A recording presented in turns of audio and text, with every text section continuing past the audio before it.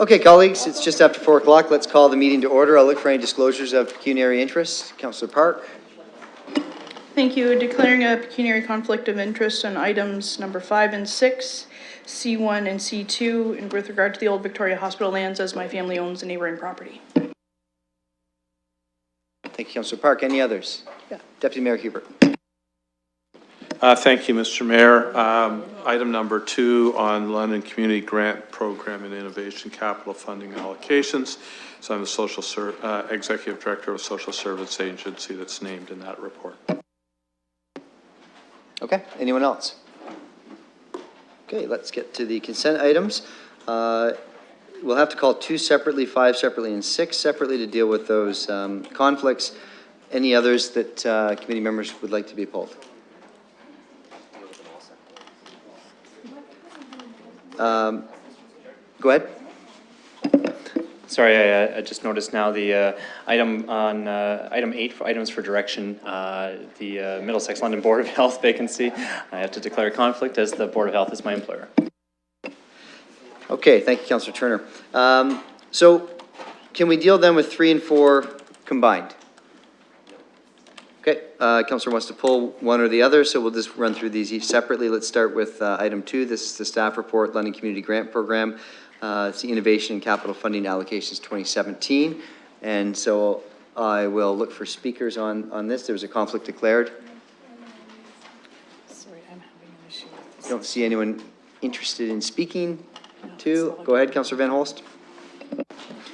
Thank you, Your Worship. And my question through staff is about innovation, the pathways, skill development. Is that going to be at the, as looking at pathways, is that the new pathways building? Is that where that's going to take place? Ms. Livingston, is that a question for you? Ms. Smith?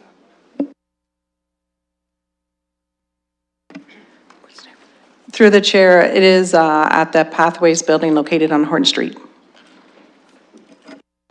Okay, thank you very much. I'm thrilled about this one because we've got people just languishing. They've got skills and they want to be able to use them, but they don't have the opportunity. So this is great, and I hope we can do more of this kind of thing in the city. Thank you. Any other questions? Councillor Usher. Thank you, Worship. Just quickly, the $174,000 for 2017, will you kind of remind me, is that an upper limit that we have, or are there any left?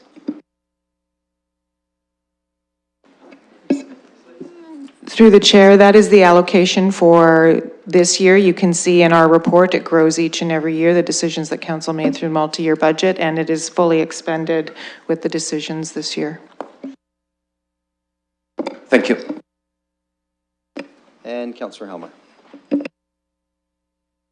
Thanks very much. Through the chair, I'm wondering, it says that there were appeals received. Can you give me a sense of how many appeals there were? Ms. Smith? Through the chair, there was one initial appeal.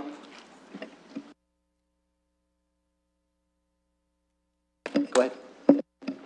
Thanks. So can you give me a sense of how we give out the grants, how we'll get reporting back on the outcomes of those grants? So for the innovation and capital, it is an annual request.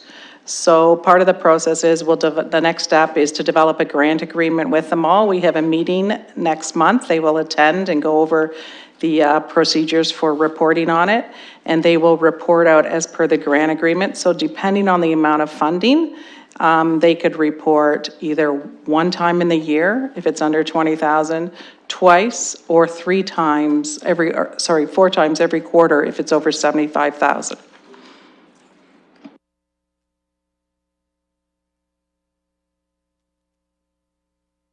Any other speakers to 2? Go ahead, Councillor Ridley. Thank you, Chair. For the previous granting, I had made a motion and requested that the grant agreements come back to committee once they were approved, and I'd like to do the same thing on these grants as well.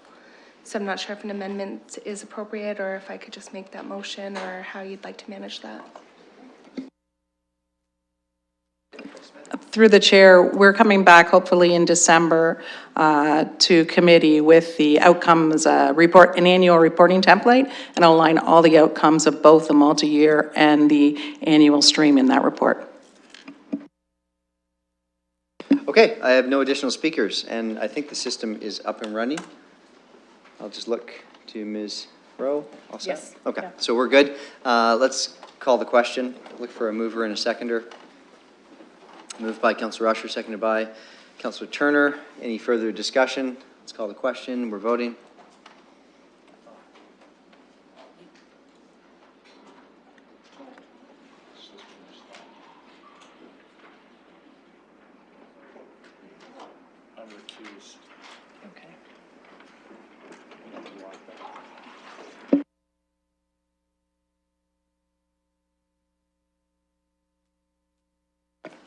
Closing the vote, the motion carries.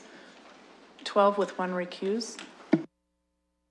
Thanks, colleagues. What I'd like to do now is move up to item 7. It's a scheduled item not to be heard before 4 p.m. We have Jen Pistorius. I hope I got that right, Ms. Pistorius, who is the manager of the Oldies Village Business Improvement Area, with a presentation. And Sarah is here as well. Welcome. And if you're all set, Jen, if you'd like to approach the podium, then what we can do is deal with your matter right away, and then you can be on your way or stay for the rest of the meeting. It's entirely up to you.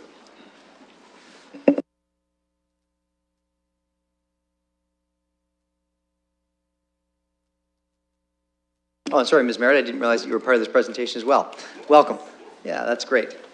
So I will pass things over to you. I'll just remind you that you have to push the red button on the microphone in order to speak, and to allow other members of council to speak, you need to press the button again for the light to go off. Perfect. And how do we?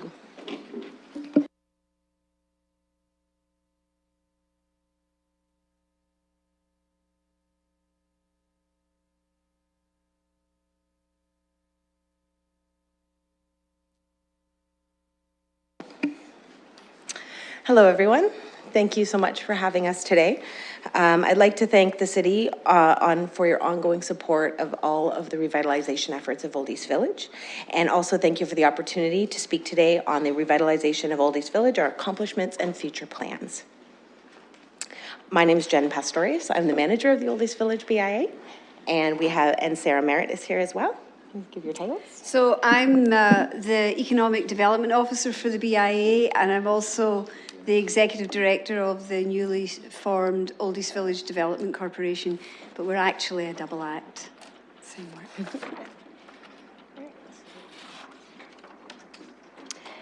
So, as people will know, the mandate of the Oldies Village BIA is to implement the Oldies Village Community Improvement Plan. And our overall goal is to, it's the usual stuff that you read, is to create a vibrant, diverse and sustainable commercial corridor at the heart of an inclusive community where more people live, work, shop, play and produce. And I think it's the production element in what it is that we're doing that might be our attempt, well, we are doing and we'll do more of, that might be a little bit different than maybe more traditional focuses that BIs have. We have many activities that were ongoing in our organization. We have as Sarah had mentioned in our mandate, we coordinate an implementation of the community improvement plan. That was, informed by the PAC report in 2002, and we are continuing on with that path. We also promote and facilitate the City of London City incentive programs, and that's an ongoing initiative with planning.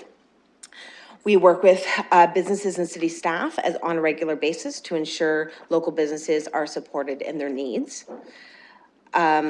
We support new and existing businesses through mentorship and partnership opportunities based on skills and products already available in the area. We also support the development of built form and economic development in the area. We have identified future growth as sustainable via creation of a local economic development corporation, and the work will be informed by the 3 economic drivers: food, arts and culture, and unique shops. Data was collected to understand the economic drivers of the area and to work to encourage growth in retail, food and culture, and production sectors. And this year to date, we've also supported consultations regarding the urban design manual, parking lot improvements, grade separation, Adelaide grade separation, incentive programs, and sign bylaw review. These provide opportunity for businesses and in the community to input into many aspects of revitalization. Okay, so as Jen said, a big part of our job is to advocate on behalf of the business community. But because the community improvement plan also, or rather the original plan for the renewal of the area looks at the residential district as well, we have quite significant at times involvement in activities that might be more associated with the community association. But those activities are usually issues around things that could impact on the corridor. So we've been coordinating the community improvement plan now since 2005. This was a really critical piece of work that we have to thank John Fleming for getting going in the neighbourhood. John's been our mentor and teacher, as have a lot of the other staff. We in our part of the city look at the staff in City Hall as a great big treasure house of skills that are going to help us to get to where we want to go. So in terms of our key accomplishments, a lot of what we're going to be talking about is really work that actually began in 2011, so it takes a long time. So it was very hard for us when you asked us, tell us what your key accomplishments were, like in the 6 to 12 months, to be able to focus on that, because all of our work is such long-term work. So I think one of the key accomplishments for us, work that began in 2011, was the investment in and design for the Old East Village city parking lots for the upgrades. So thank you very much, all of you, for getting behind us with that. The creation of the Old East Village Urban Design Manual, which we're now being able to implement.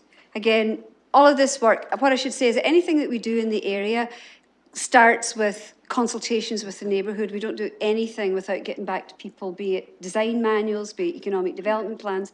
Everything starts with people who live and work or are associated with the neighbourhood. We've finally completed the Old East Village Commercial Corridor Economic Development Plan. We will be sending it out to people for their comment, including the city. This economic development plan is designed to encourage further economic development and growth, initially in the community improvement plan area of the city, so of Dundas Street from Adelaide to Charlotte Street. But through the Development Corporation, we've got bigger plans over time for how we can really resource further economic development growth in a much broader area of the city. You'll probably see that the third Medallion apartment building is going up. By the time that one is coming up, we'll be looking at, through that one development on its own, about 1,200 new people living on and around the corridor. That, including a smaller one, probably 1,500 people with our affordable housing initiatives, these new developments, and the Convert to Rent affordable housing initiative that we've been working with. We've been working for, this is probably our longest term project, the redevelopment of Queen's Park. That started in 2003 or 2002 when the Planners Action Team identified the need for the park to be resourced and made more accessible to the area. That started an incredible relationship with the Western Fair District. So we've been at that work with Andrew and Julie Michaud and Diana Clark since 2005. The second phase of the revitalisation of that park is almost completed.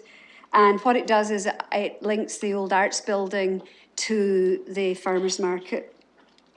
We were really delighted to see the completion of the McCormick's Area Secondary Plan, and we probably sound as if we're up here talking really about what the planning department is doing, but everything that's been happening in the Old East Village, we've been able to partner with the planning department and mobilise the community to give input into those plans.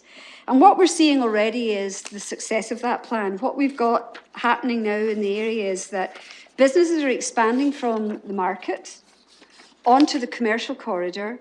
And when they get to the point, specifically the businesses that have production focus, we've got a lot of baking, food, beverage, they are now looking for space beyond what we can accommodate on the commercial corridor.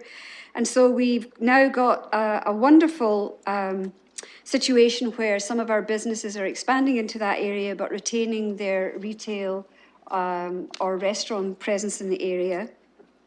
Finally, since 2011 we've been at this, we finally got the Oldies Village Development Corporation on its legs. That took a long time. Again, it was all back to the community. What should we be doing? How should we be doing it? And we've got our first board of directors in place. I won't say too much about this right now because it will probably come back at some point, but we're in the process right now of identifying what's going to be our first kind of kickstart project that's going to support the ongoing growth of food and beverages, arts and culture, and unique one-of-a-kind stores. The other thing that, in terms of a key accomplishment that we actually finished up this year for 2015 was all of the economic development research and data collection that we've been doing so that we can get a really good picture of the economic activity that's happening in the corridor, including where the gaps are. And Jen, if you could just show. So what we're really looking at is, just to give you an idea of what we can now look at is, this is what our customer base looked like in 2011. And we completed this year, up to 2000, this is what it looks like now. So for us, that's really quite, it's an incredible growth for us, given that when we kicked off the revitalisation initiative, with the help of the planning department, seriously in 2003, our vacancy rates were at 38%. So that is some of our key accomplishments. And we've been able to do it not by ourselves, but in collaboration with a whole host of groups of people. What we like to do is stick with, and I see that we've got the City of London there. City of London, Planning Department, Mark Henry, Finance, I don't think there's a department, Art, I don't think there's a department in the city that hasn't assisted us and actually acted to mentor our learning.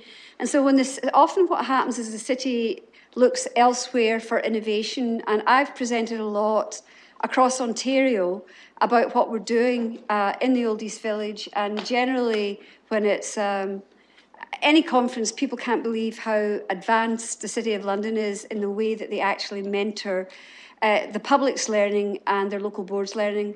So we're really in a situation where we want to continue with these partners in the next phase of what we're doing, and we're going to be adding new ones. I just want to point out that you'll see that we've got ourselves, the Community Association, Woodfield in the Piccadilly area. We're now working together, collaborating on the Adelaide Grade Separation Initiative as well. Right, so I think that's it. So as Sarah has said, we have a lot of projects that are coming close to fruition in the next 6 to 12 months. So we're very, very excited about that. But what that also offers us is the opportunity to take on new projects or dive deeper into projects that were currently not necessarily at the top of our list because of time. So now we have this opportunity to do these things. So I'm really excited to share that we've started the process on the BI boundary expansion.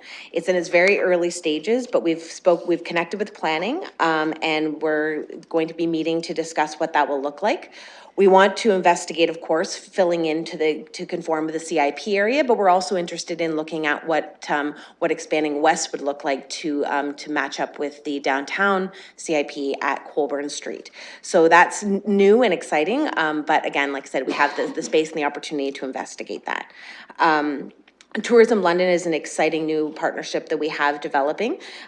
We've worked together to create a number of different projects to date. This year, we've done 3 London is On videos, which have highlighted both culture venues, food venues, and shops in the area.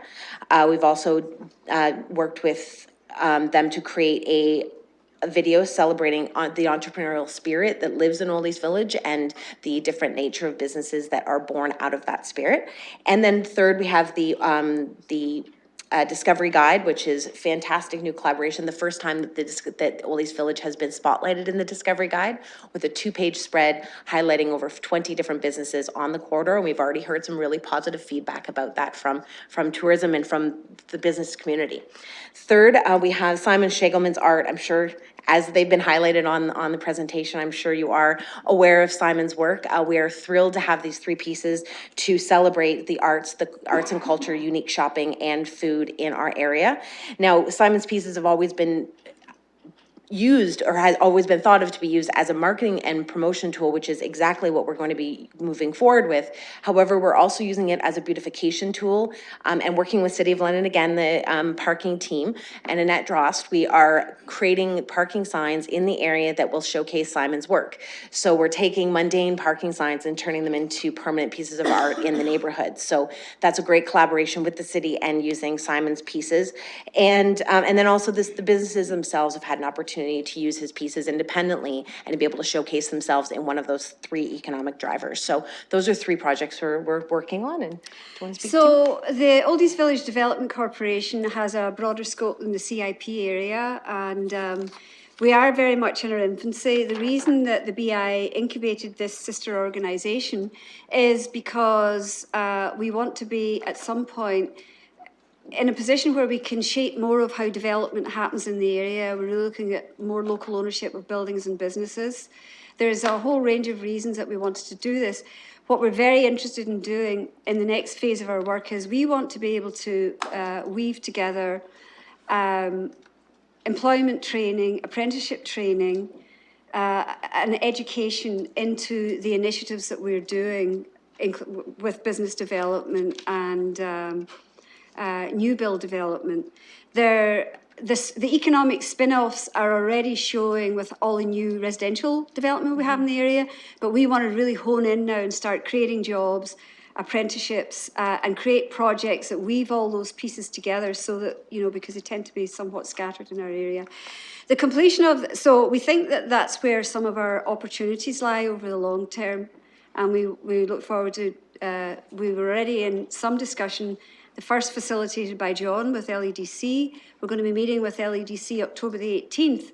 And the conversation that we're going to be having on that one is, how can we now weave what's happening in the McCormick's area secondary plan district in terms of economic development into what it is that we're doing in the Old East Village community improvement plan area, so that we get reciprocity. We don't want to see businesses moving out and disappearing into that area. We want to be able to facilitate filling more buildings. So that's kind of in a nutshell where we are at the moment, I think. Yeah. Well, thanks very much for the presentation. I'm sure there will be some questions and comments from council. I have Councillor Usher up now. Anyone else?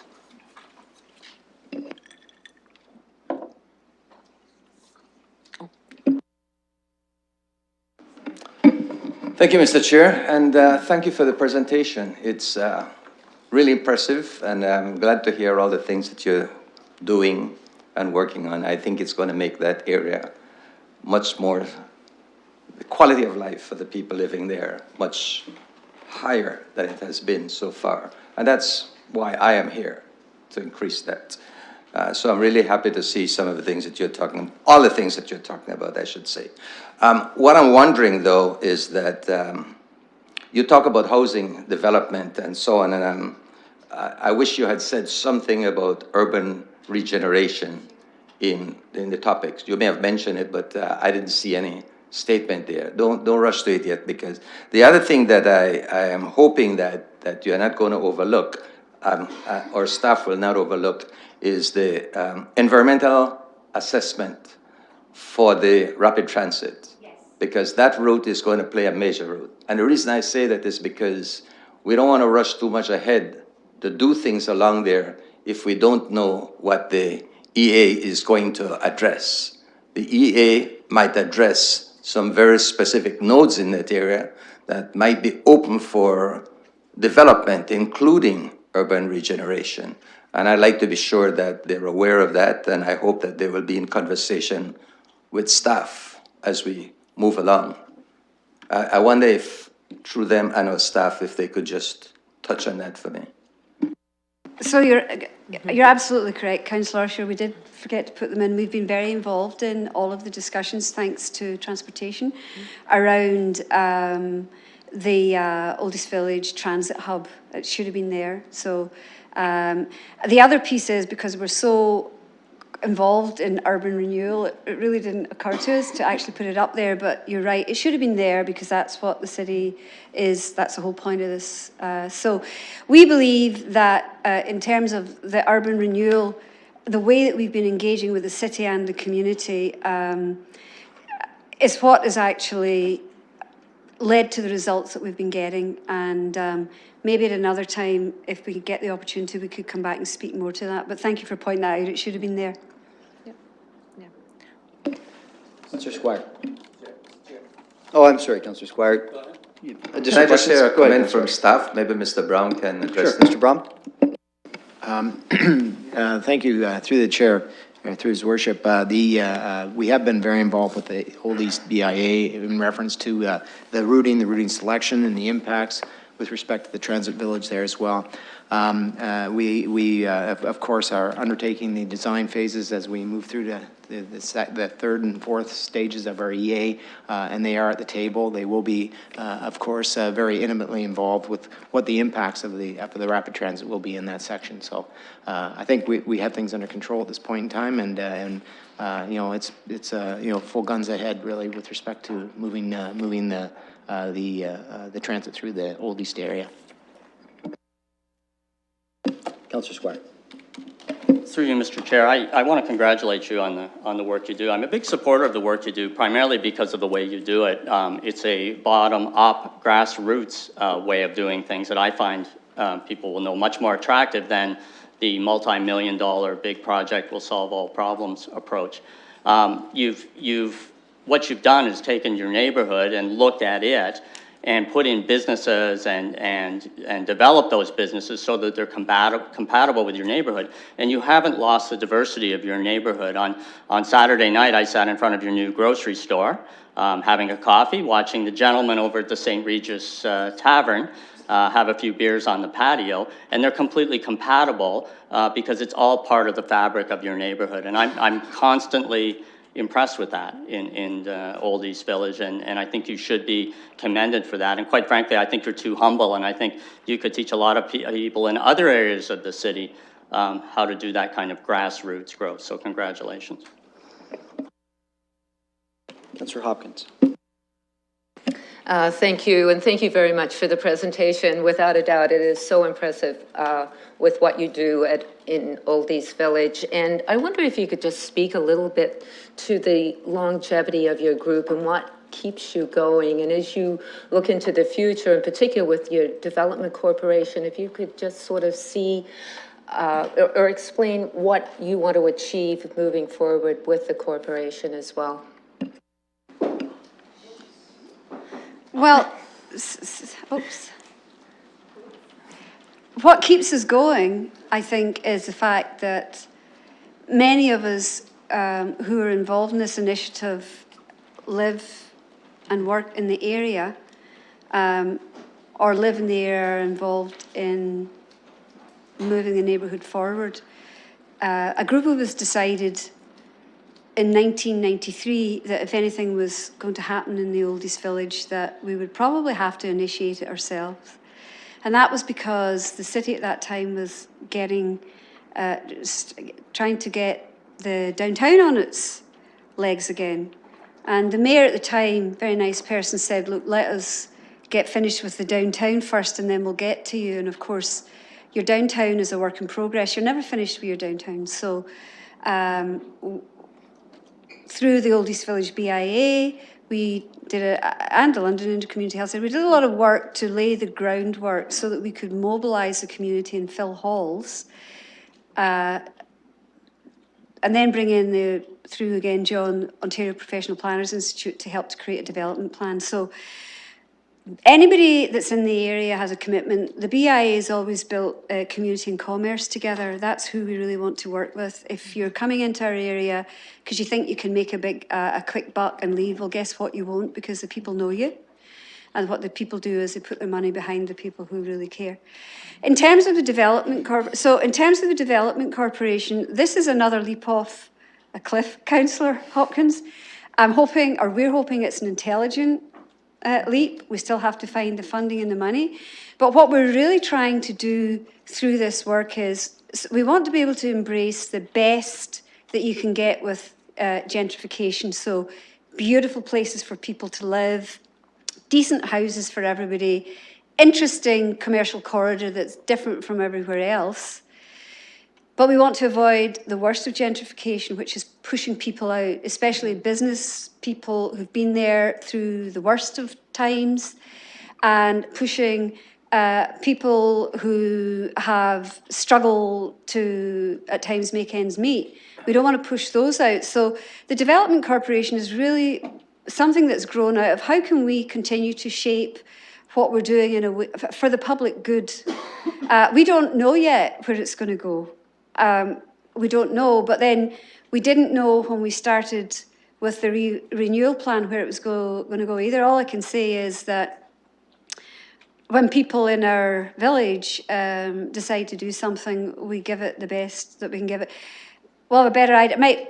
We'll know better by the end of 2018, Councillor Hopkins, but I think that if we can pull this off with this Development Corporation, the opportunity is for all of the other urban core commercial districts are also struggling, or BIs are coming on board, people that want to, we could create a mechanism that's going to bring over time resources to all of those small pieces, because what we're looking at is different. We're looking at economic development models where you're growing your economy from the grassroots up, at the same time as, you know, if you're bringing in like bigger industry, you're hoping that it's going to trickle into communities. I know LEDC does more than that, but what really drove us was we were doing this local economic development. We saw this real potential, but there wasn't at that point, there really wasn't any vehicle to carry it. So I hope that answers. We don't know yet, but we're going to give it our best shot. Thank you very much for that. I wish you all the best. It sounds like an exciting future, so good luck. Councillor Salee. Through the chair, you guys are doing some great work, and really the branding locally and just within the region. I think a lot of people know about the neighborhood, and I think that's great. And I notice you have a part there where you talk about opportunities and projects around Tourism London and partnership development, and myself and one of my colleagues sit on Tourism London. So if you have anything to share without ruining any surprises, that'd be, you know, if you have some ideas or wanted to share something, I'd just be interested if you had a comment on that piece. At this point, like I said, we celebrate the projects that we've started and worked on with Tourism London. We're in constant conversations with them, and we're working together with providing some of our research to help with some of the information that they're looking for. So it's ongoing, and you know, I'm always, myself and Chris and John and Melissa, we're all working together to figure out great opportunities to collaborate. So nothing as of yet, but hopefully next time I'll be able to share something exciting. Perfect, and thank you. I think OEV is clearly a great example, you know, for cities across the province. So I think, you know, partnering up with tourism is a great idea. So really appreciate you guys doing that. Deputy Mayor Hubert, and then Councillor Van Holst. Yeah, great presentation. It's so fun to see that cluster graph that goes from, you know, sort of a smattering to like how many more dots can you schmuck on the thing. And just that movement.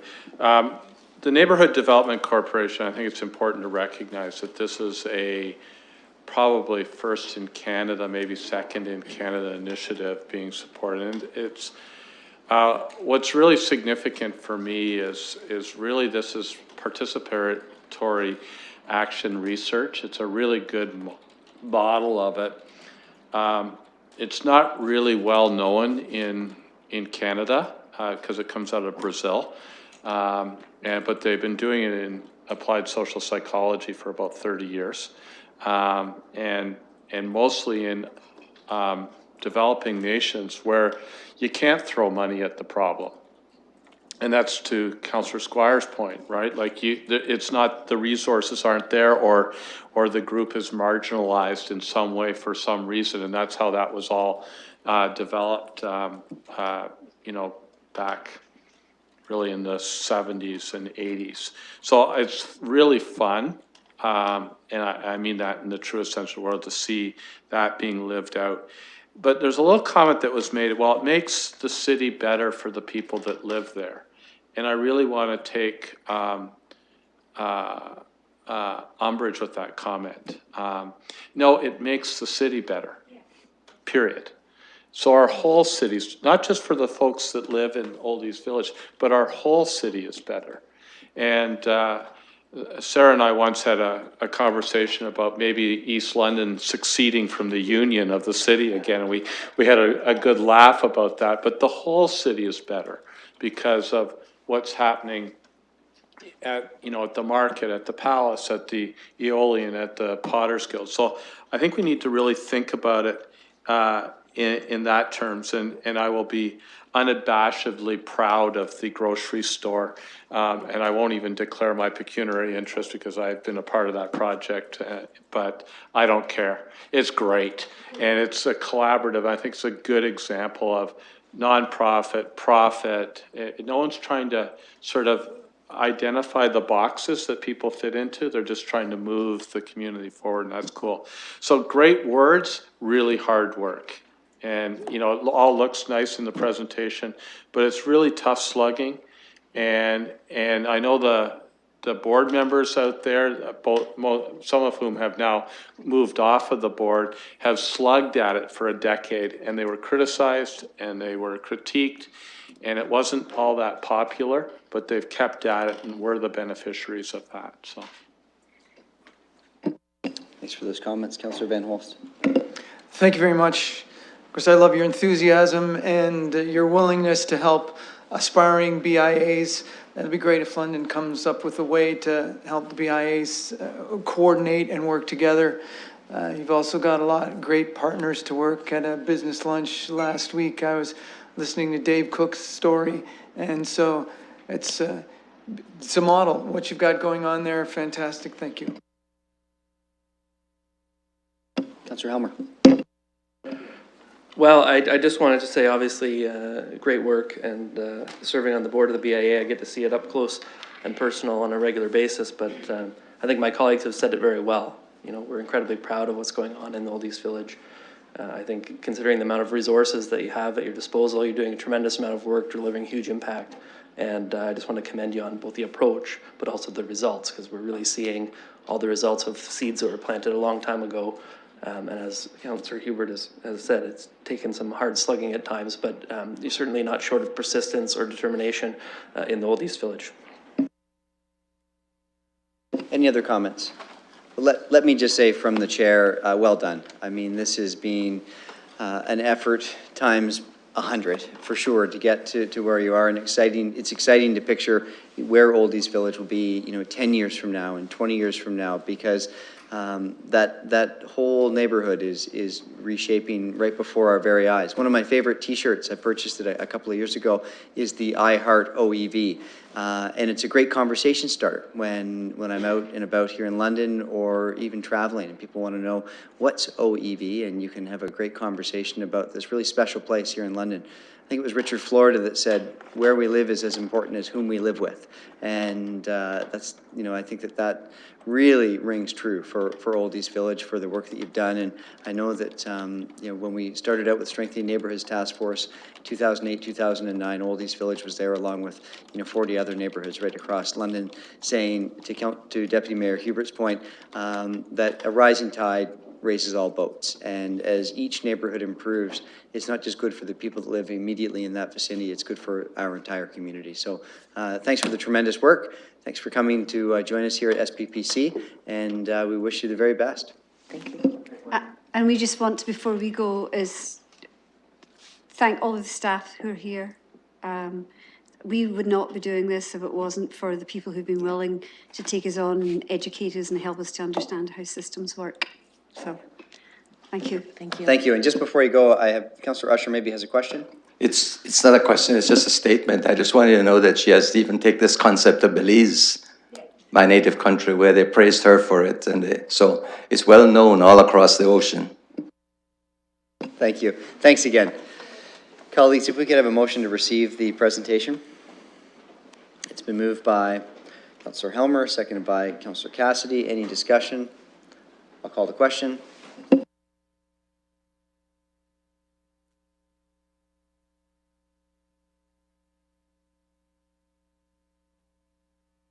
Closing the vote, the motion carries 13-0. Colleagues, let's move to item 3. This is the 2017 budget update process and format. Report was really well done, Mr. Hayward, very thorough. I'd like to, unless you have some opening comments, I'll just open it up for discussion. Any questions? I know Councillor Morgan, I believe, had asked if he could speak to this one. So why don't we start with Councillor Morgan and looking for others. I just want to, and I'm obviously not going to ask about the budget because this is just the preview of what we're expecting to see. There's one area in here where it talks a couple of times about council will have the opportunity to make amendments or fine tune the budget annually. One of the things that tends to come up in the budget process, at least the 2 times that we've done it, is individual councillors have some suggestions on things that they'd like to see the corporation consider. And I'm wondering if someone does have a suggestion for a minor change to the budget or a reallocation of resources, how are they to engage in the budget process, and at what point would you want them to do so? Through the chair, obviously the earlier the better. The earlier we get the information, the better. And I would suggest that they maybe submit budget amendment sheets through the committee so the council has all the information that they need to make the appropriate decision. We do have a cutoff for that, which has already passed for our purposes. And we're obviously working towards preparing the information right now. So it probably would be outside the budget update process. Maybe in subsequent years we could include it. This year we're a little bit late in terms of trying to get that off the mark, although I think, as you can see, we're actually giving you the information, what you're going to be getting ahead of time. So we can refine this over time, I guess is what I'm saying. But basically, we'll make the budget amendment sheets available to council members, and if they want to bring it forward, we can certainly try and work with them to help get it in. But the sooner the better, because we're only looking at a month to review it. Other comments? Yeah, Councillor Park. Thank you. Just wanted to talk a bit about the budget amendment sheet and the information that'll be put in with the rationale behind proposed amendments. As we move forward with multi-year budget, I think one of the striving goals that we're looking for is not to have to make amendments. So I just hoped that when this information comes forward, that perhaps there can be a rationale behind why, and also efforts taken to avoid the amendment going forward. So just sharing that information for staff's consideration. Yeah, through the chair, if you look on page 8, we basically tried to limit the updates to regulatory changes, so that's new or amended provincial regulation that we did not know or understand to be in place at the time. New council direction, so if council decided throughout the year they wanted to add a service or amend how they were dealing with certain issues. And then certain cost drivers, so everybody's heard about the cap and trade that's coming in. That will have an impact on us from the point of view of energy. We're still addressing that issue, so that may be something that you'll see coming at you as well. So that's why we try to limit it. There may be other boards and commissions that have other issues that you will see come at you as well, but we are trying to limit it.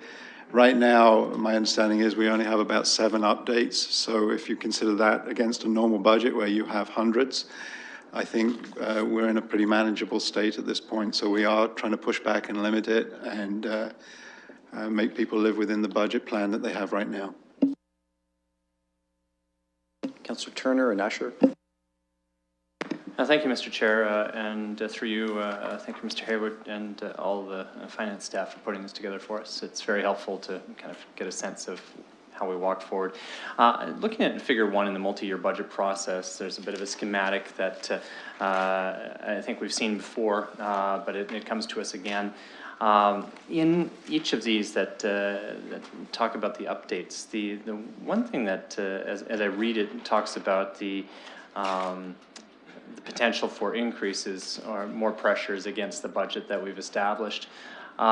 Is there anything in here that allows for perhaps a relief of pressure where those might, I think the assumption is that we've set a base budget and then it might go up. But I'd also like to see that there's potential to claw things back, or that efficiencies have been realized. I recognize in one of the other documents it talks about the 500 million, and 1.5 over the 4 years, but are there more opportunities, and how does that feed into this process for us to evaluate those components? Through your worship, I appreciate the council mentioning the next report that's up, which is dealing with the service review. And as you realize, we got to hit a $4 million target over the next 3 years, so by 2019. So obviously that's impacting what we can bring forward by way of reductions, because we've got to hit that target first, because it's already built into the budget. But theoretically, it could follow the same process. So we could have a budget amendment that goes down as well.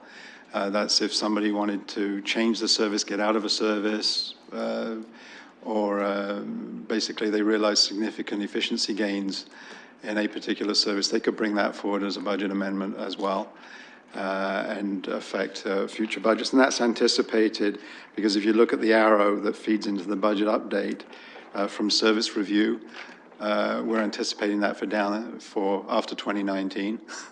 But right now, because of the targets that we have, you probably won't see too much. Councillor Usher. Thank you, Mr. Chair. Mr. Chair, I just want to ask a question with respect to the difference between the expense and the net, which is the net is the amount that the $536 million, and then we have an expense of close to $850 million. But that difference, I'm not arguing about that. I understand that difference, which comes from things like user fees and grants and subsidy. What my question is that is there possibility of additional funding, such as stimulus funding or loans from Green Municipal Fund and so on, that could take that expense up in any given year? Because those might be things that we did not anticipate. So is it possible that the expense might go up as a result of those type of things?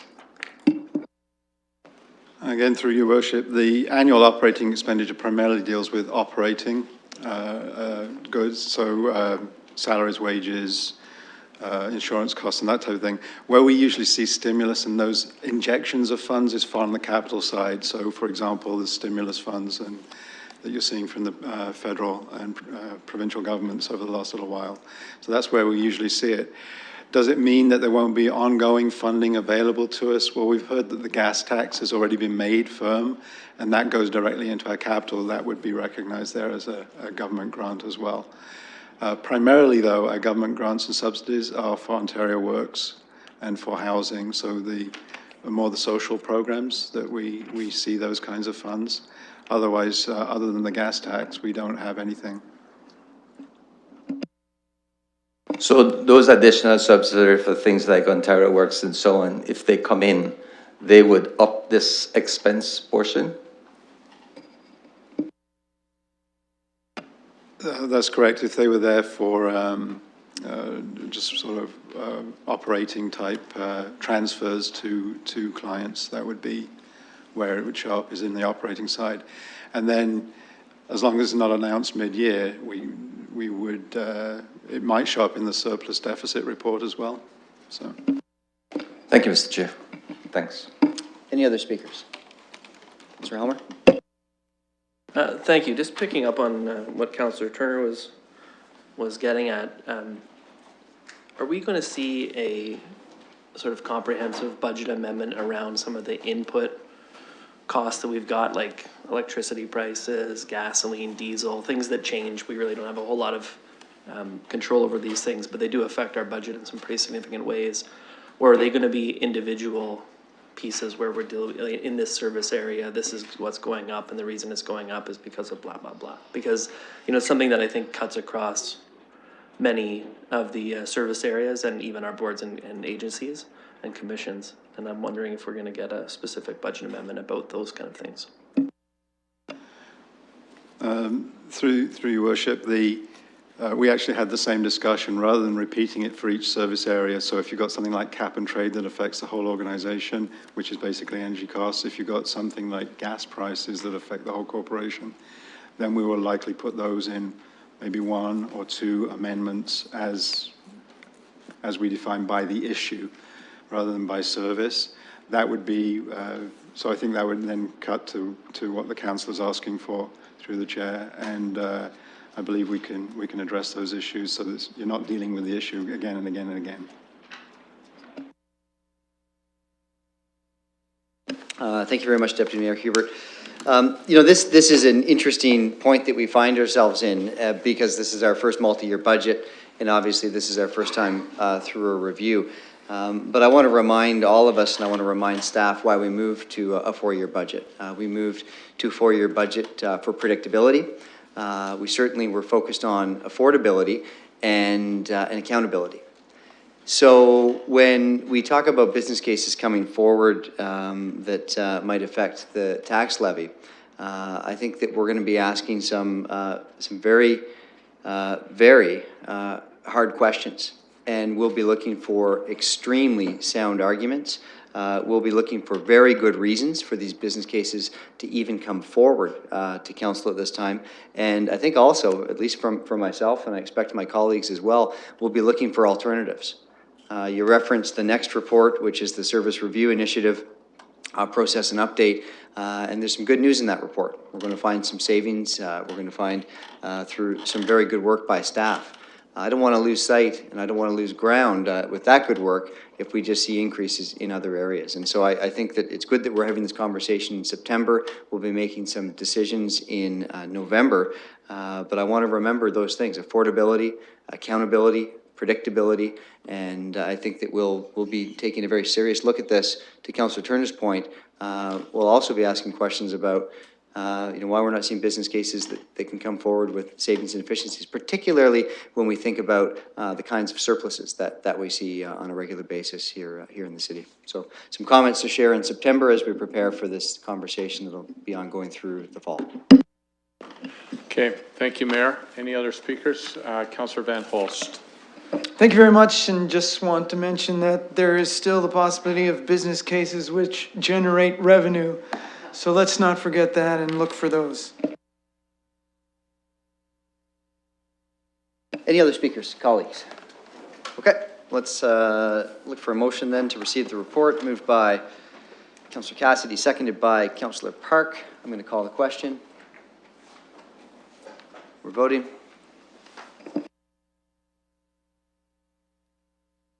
Closing the vote, the motion carries 13-0.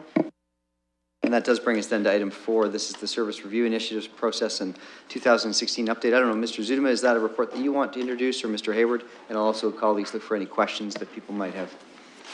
Thank you, Mr. Mayor, and I will speak at a very high level. First of all, there is a inconsistency in the report in terms of the timing of these savings, and you'll see that the direction that was given on the first page of the report references when a saving of 1.5 million is to be achieved, and I'm not sure what happened, but the reality is, my recollection on the second page of your report in the table is that we are looking to find that 1.5 million in 2018 rather than 2019. So that's the one correction.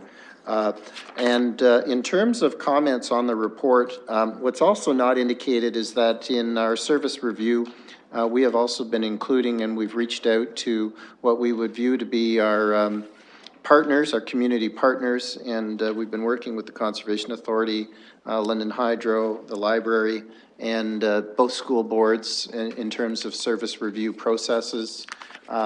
And that work, taking the view that a taxpayer is a taxpayer, regardless of whether the money is coming through a municipal arrangement or through a provincial venue. That work is positive. We're pleased that we've been able to meet the target that council has set for us. And in keeping with the comments that were made on the previous item by members of council, I would say that, you know, if in our work, we find and are able to find a saving that's greater than what you indicated for us, we're certainly not going to look the other way. And the work continues in earnest, and happy to try and answer any questions that you might have. Thank you. Questions? Councillor Ridley.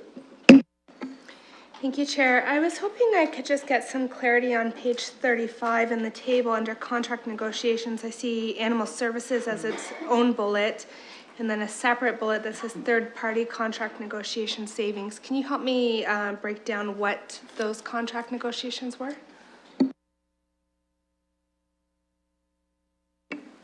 Through the chair, some of those savings were in the area of employee cost savings in terms of benefits.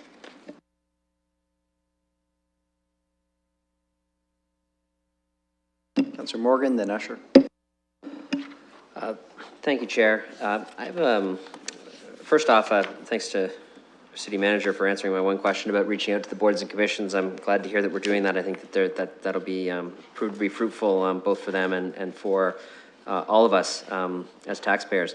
I do notice that the item that Mr. Zudimer corrected is correct on the second page. It seems like it just needs to be updated on the first page. The 1.5 million in 2018 is certainly how I recalled the discussion going. On the report itself, I have just a couple of questions, and I don't want to dwell into the savings as in providing large rationales of where you found these. I think you outlined it in a couple of spots. My question is more about the sustainability of the savings. The first two seem like they're not only ongoing, but the full amounts will be realized in subsequent years because they're actually larger than the portion in 2016.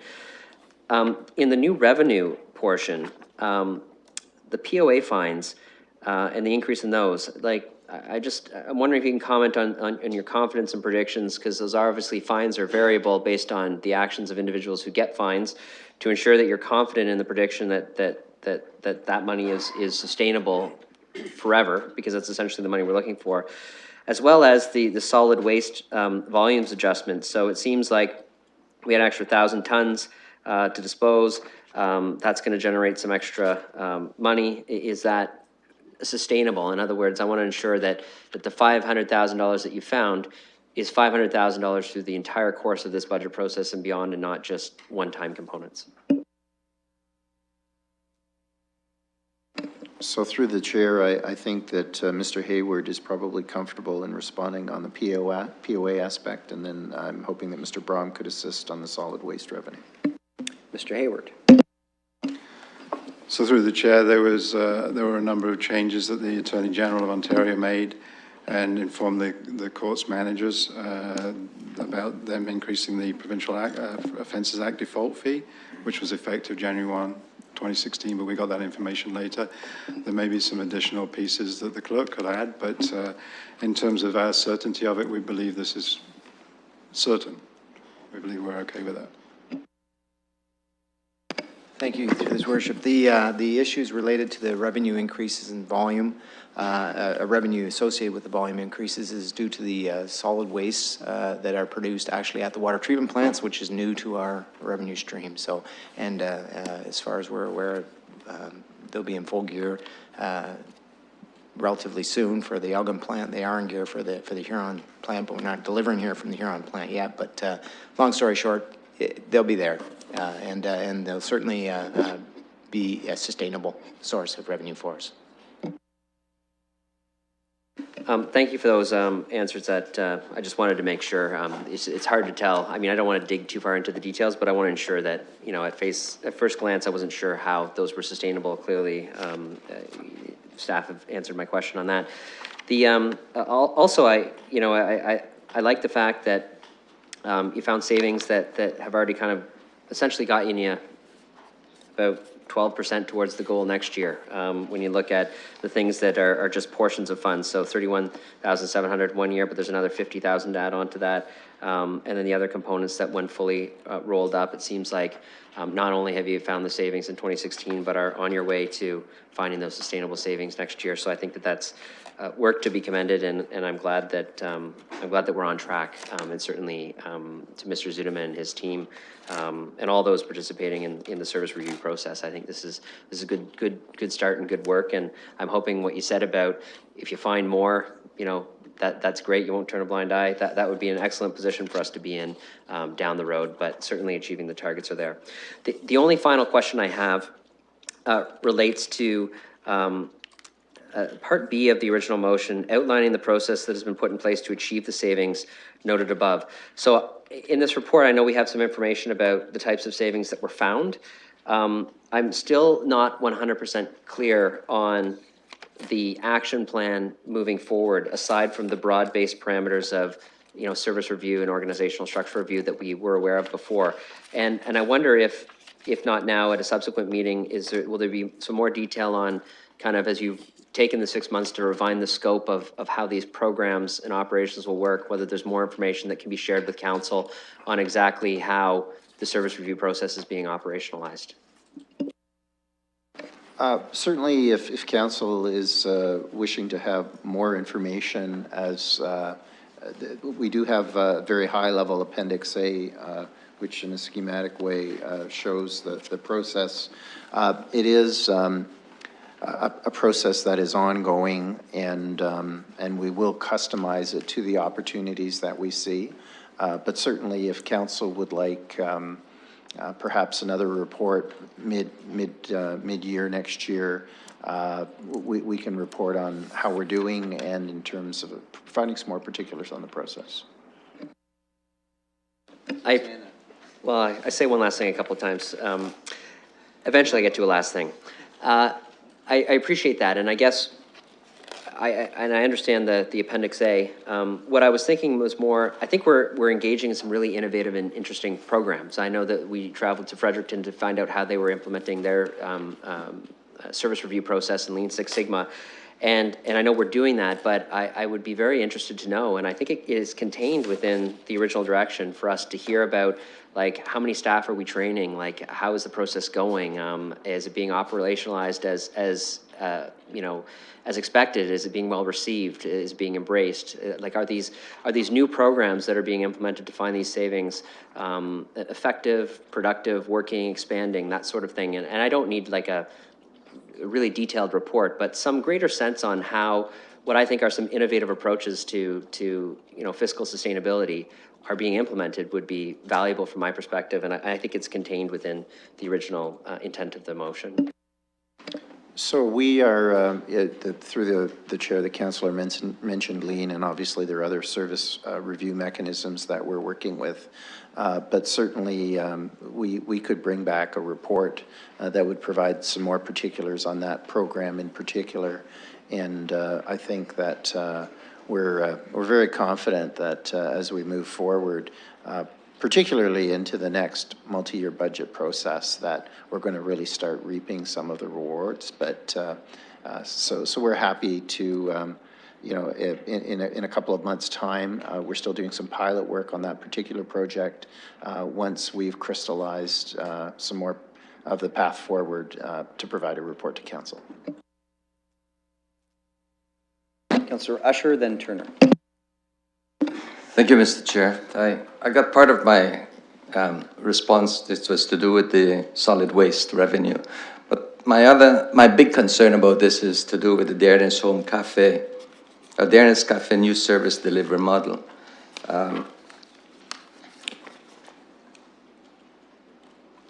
Unless I'm misreading this, is this to do with Dearness Home? Because if we are realizing a saving of $31,000 this year and another $50,000 next year on a cafe, I am just wondering who is going to suffer? Who is going to take the lickings for this? We are dealing with vulnerable people here, and I do have concern about this. I'd like to see hear a little bit more information and detail. And unfortunately, I don't know if Mr. Zudema can give me any comfort in this, or if we can't today, then it would be nice to have something by tomorrow with respect to this. Through the chair, I appreciate the councillor's question, and Sandra isn't here this evening. However, I would think that perhaps before council tomorrow night, we might be able to give you some more particulars. My understanding is that Sandra was very comfortable with where we were landing on this. But I think in fairness that she could probably more fully articulate that, and we're happy to try and do that before council tomorrow. That would suit me. I have to say that I have a lot of confidence in Sandra's initiative. My big concern, and the people at Dearness Home, I have to say that. But when we're dealing with people, I would like to be sure that the people who are going to be affected by this, who are the residents, I think I'm right with this. What would it do for them? Let me just give you a quick story. Years ago, I went to a dinner at Dearness Home, and this was way before this administration, by the way. And at the dinner, a gentleman came down for dinner from upstairs, and he left his false teeth upstairs. And he had steak for dinner. And he couldn't chew the food. I had to go to the kitchen at the time. Again, I say to you, this is long before any of us were here. I was here. And I had to ask them if they had something that this gentleman could chew on. And that's just a little bit of effect that how vulnerable the residents could be. So I don't know what this is going to do to them. I just want to feel comfortable that if we are going to slash $31,000 from this cafe this year and $50,000 next year, that it's not going to adversely affect them, particularly for another 4 years. So that's where I'm coming from with this. Thank you. Thank you for the comments, Councillor, and it sounds like we get some answers between now and council tomorrow evening. I have Councillor Turner. Anyone else? Thank you, Your Worship. Just really briefly, to reiterate what I had stated before, and while we were doing the multi-year budget process, I'm glad to hear reaffirmation that there will be, that other opportunities will be pursued beyond just the targets, because as I said before, this amounts to about 0.25% of our budget, 0.25%, which is an incredibly modest motion to put forward. So I think there's a lot more potential, and the other part, when taking a look, it looks at modifications to current services. I think where the great amount of realization to this might come from ends up being in places that we might want to exit from service delivery that aren't consistent with our mandate of service delivery, or that can be delivered by others perhaps more effectively than we can deliver it. So those are important rocks to look under. I know you know it, and I know that you're working towards it, but I wanted to add it for emphasis. Thanks. Thanks for those comments, Councillor. Anyone else? Councillor Helmer? Thanks very much. So I do have a couple of questions about the report, and then I'll have some comments.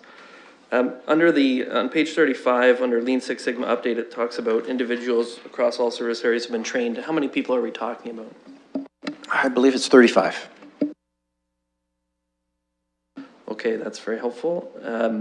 Do we have a sense of how many people in the pilot project we're hoping to have trained? Like, is this the complement we're trying to get trained? Or are we aiming for something like 100, or where are we trying to get to? Initially, our first group was solely city staff.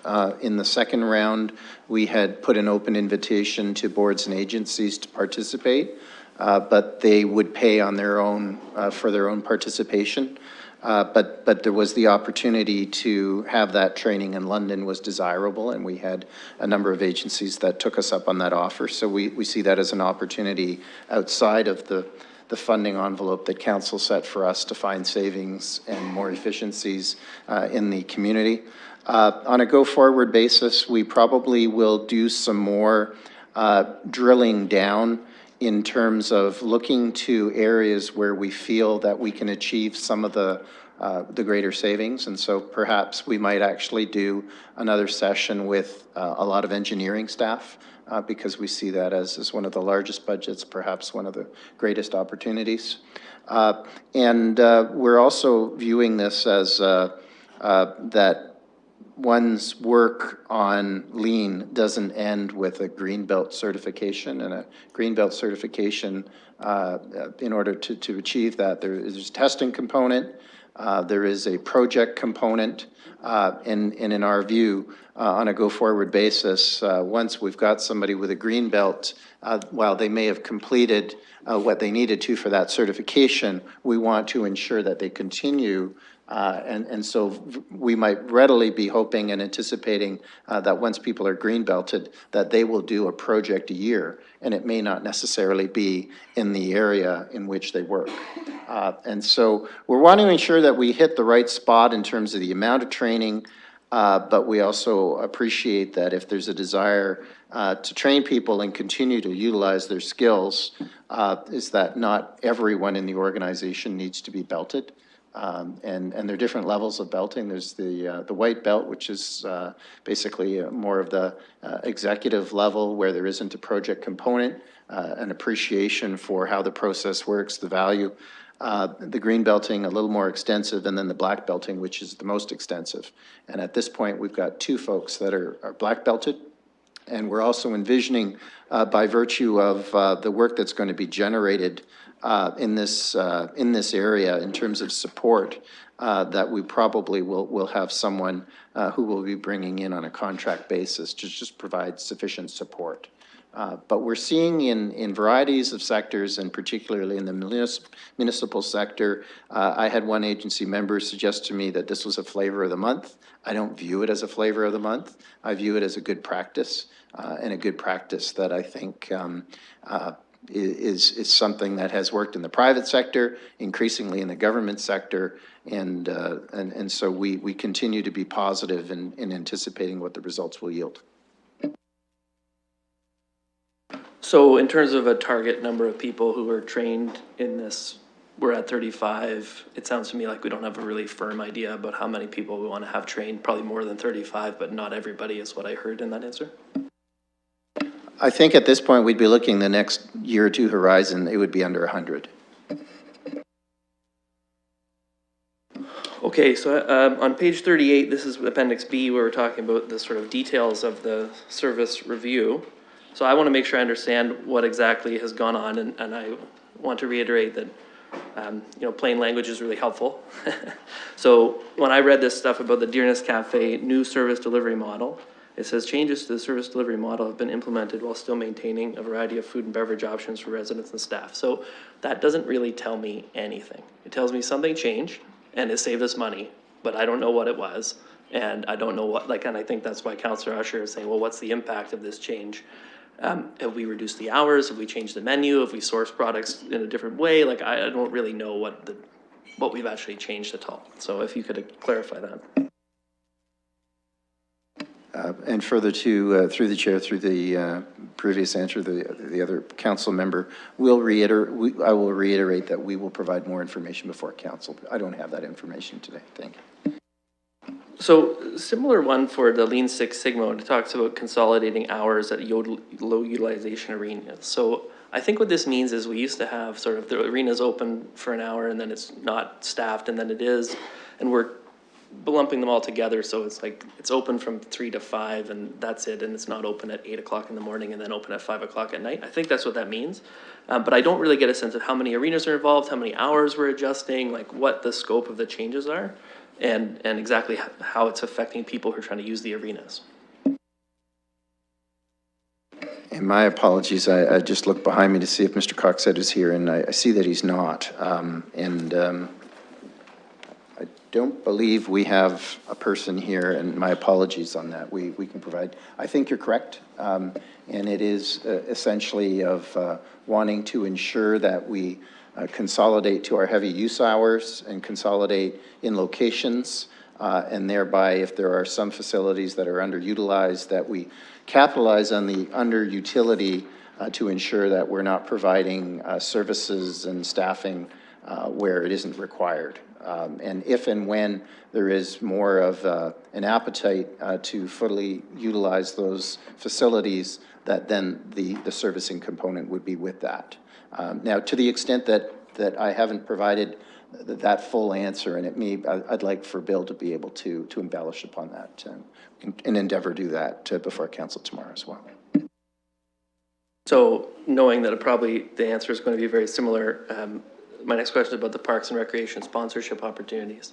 So this looks like, unlike some of these other ones that have actually happened, this is something that's going to happen in the future still. And it's not clear to me exactly how certain we are about the estimates for those revenue lines. And I wonder if you could speak to that in terms of, this is about sponsorship on our buildings. And I just want to know when it's going to happen, first of all, and how confident we are about the estimates. My understanding was that, again, through the chair, that there was a very positive feeling that these are sustainable revenues. And so I think that it would be safe to assume for council, and perhaps we should have been more clear in our report, we wouldn't bring these forward if we didn't think they were sustainable, because we feel that on an ongoing basis, there's going to be an expectation from council that, you know, when we've been given a target, saving target, that we need to find a sustainable saving target, not a one-time. Sorry, I don't mean to hog the mic, but I had a lot of questions about this, obviously. So about the POA fines, I just want to be very clear about what these are and the extent to which we can actually collect this revenue. So these are the fines you get, like this is the fee you get for not paying your fines, right? So this is the default fee, and it was doubled from $20 to $40.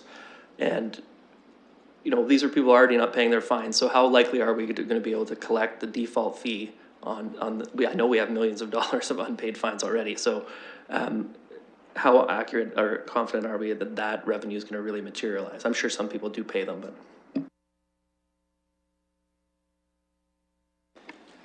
Through you, Mr. Chair, the figures were provided by the manager of the Provincial Vengeance Court, who's very conservative in his guessing as far as revenue generated.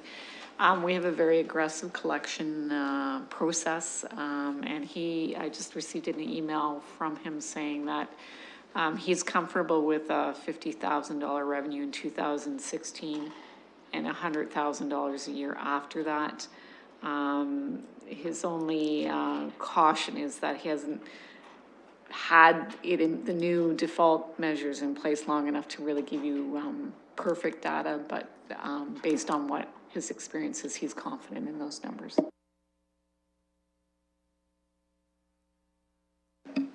Thank you. So this brings me to the contract negotiations part, and I realize that we're being a bit circumspect in terms of how we're explaining what's going on here, but the reference is to third-party contract negotiation savings, and the total is $260,000. This is some combination of animal services and other third-party contracts.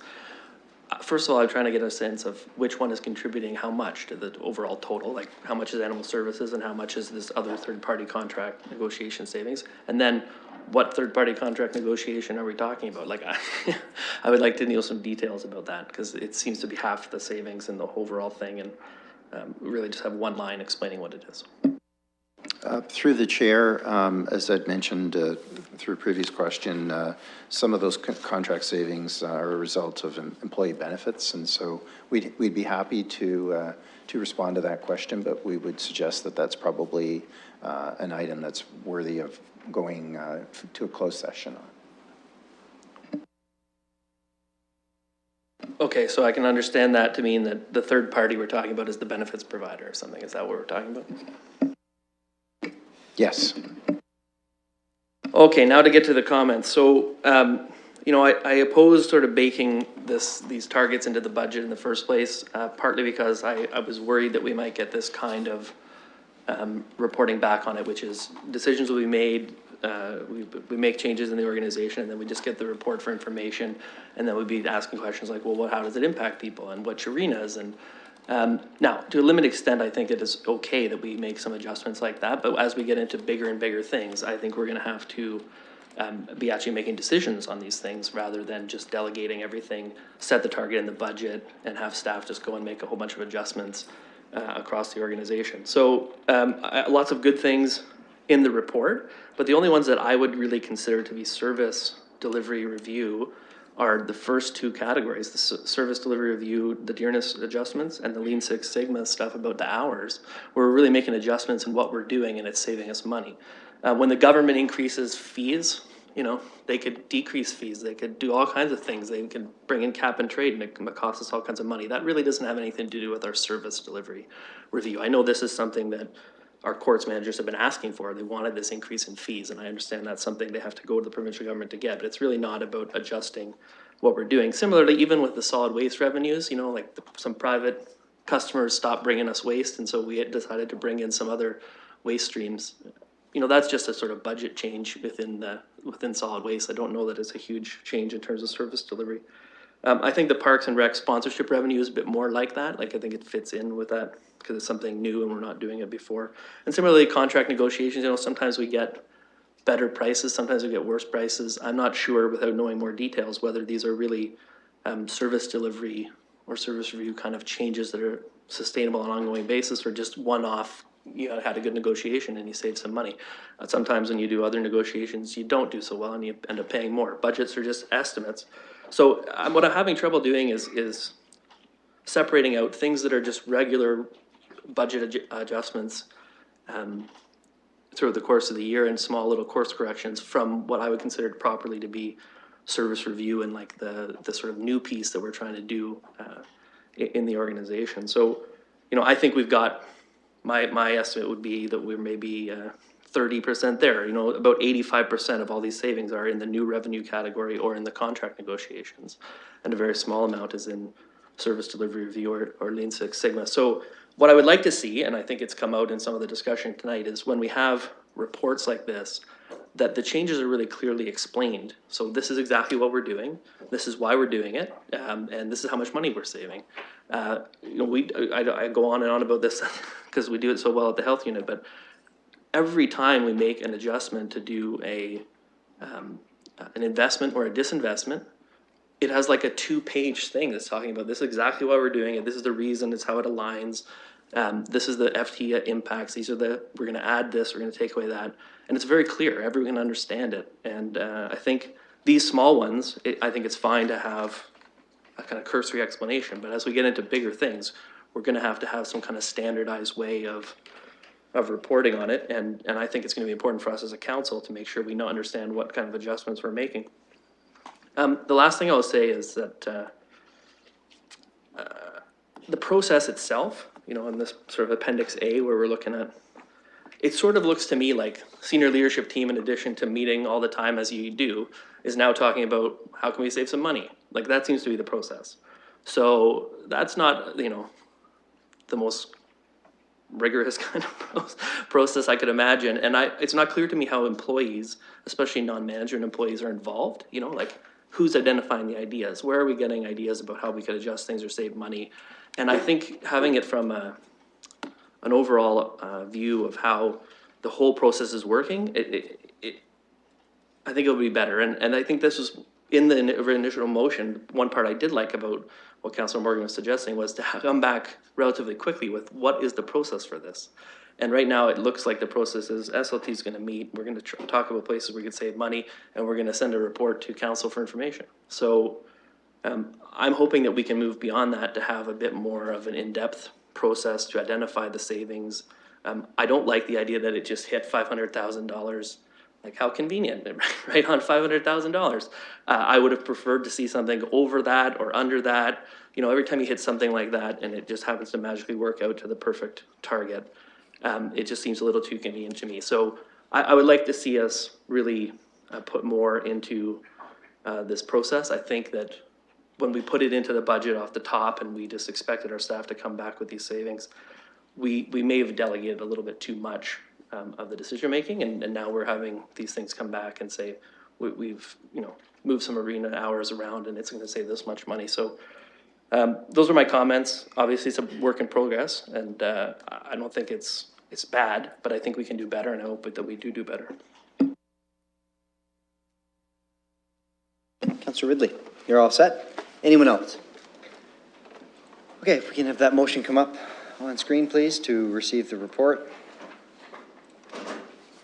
Moved by Councillor Cassidy, second by Deputy Mayor Hubert. Any further discussion? I'm going to call the question. We're voting.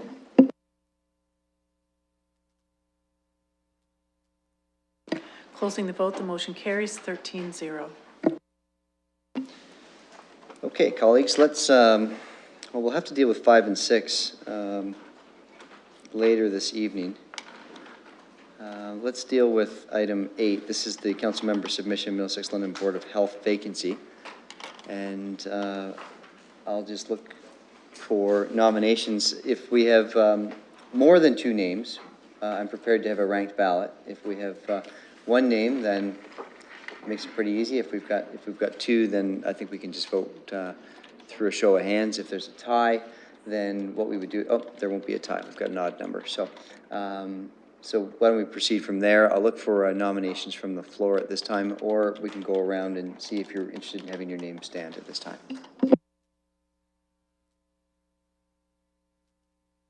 So what I'll do is I'll start at Ward 1. We'll work our way around, and I'll just ask if you're interested in having your name stand for this position. Councillor Van Holst? No, thank you. No, thank you. Ward 4? I'm already on the Board of Health. Ward 5? I would be happy to put my name forward. Ward 6? No. Ward 7? No, thank you. 8? 9? Ward 10? Ward 11? It's probably a really good idea to recuse yourself. Ward 12? No, thanks. And 13?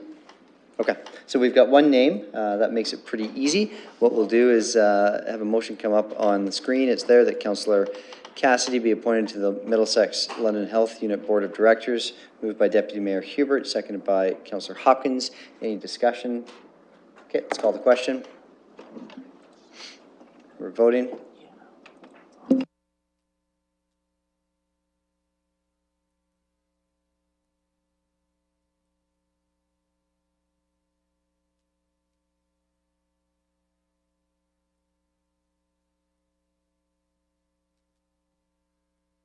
Closing the vote, the motion carries 12 with 1 recuse. Okay, colleagues, that brings us then to 9. This is the temporary appointment to standing committees, the standing committees that Councillor Zafman sits on. There is a communication in your package. I'll go to Councillor Hopkins. Yes, thank you, Mr. Chair. As you can see in the added, I have put my name forward to be a member of CAPS. I have subsequently spoken with Councillor Maureen Cassidy, and I would like to remove my name and put her name forward. Okay, thank you for that. I'll also go just around the horseshoe and see if anyone else is interested in standing. Councillor Van Holst, Ward 1. No, I guess not. Yeah, and we'll just sort of work our way around. Yeah, 4, no. Councillor Squire. Okay, we have a single nominee. So we'll look for a motion then to come up on screen. That deals with CAPS.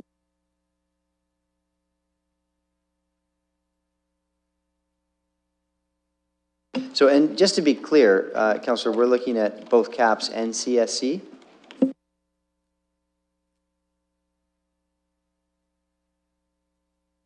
Okay, good, thank you. So we're dealing with CAPS only on this.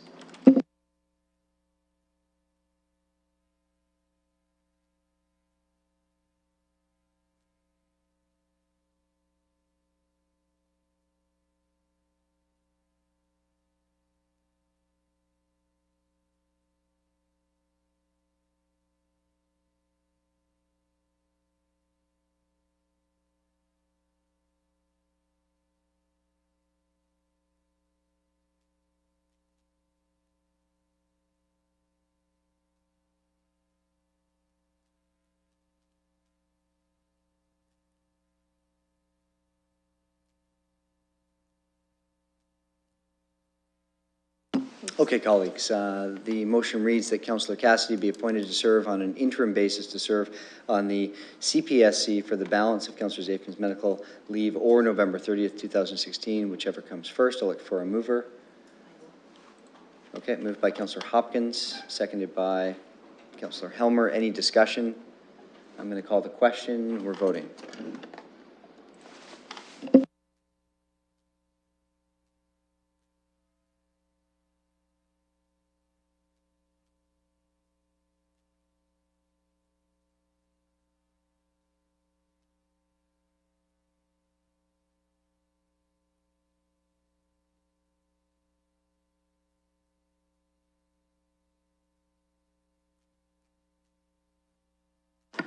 Closing the vote, the motion carries 13-0. Okay, colleagues, let's deal with CSC then. I'm just looking for a volunteer or a nominee. Councillor Helmer. Any others? Mayor Hubert. Go ahead. Did you want to speak?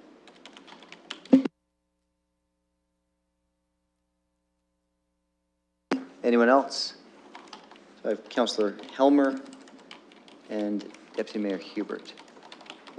You know, I think important committee, and certainly, you know, I want to commend Councillor Morgan for stepping up as acting chair. I would put my name forward if it would be helpful to council, in that the original intent when we organized the committees was that one of the deputy mayors would be on corporate services. I certainly have no interest in chairing at this time that. And the load at audit was supposed to be heavier than it's turned out to be. So I would certainly be prepared to serve on that if that's the will of my colleagues. My heart won't be broken if it goes the other way, though. Okay, thank you, Deputy Mayor Hubert. Colleagues, we've got only two people. Councillor Salee, yeah, question? Through the chair, I just have a question. Just kind of came to light when Deputy Hubert was speaking. Councillor Morgan is acting. When do we just make it official for him? Like if let's say, for example, just wondering because he's just doing all the work of, I'd be happy with moving a motion versus just him continually being the acting and he's doing all the work.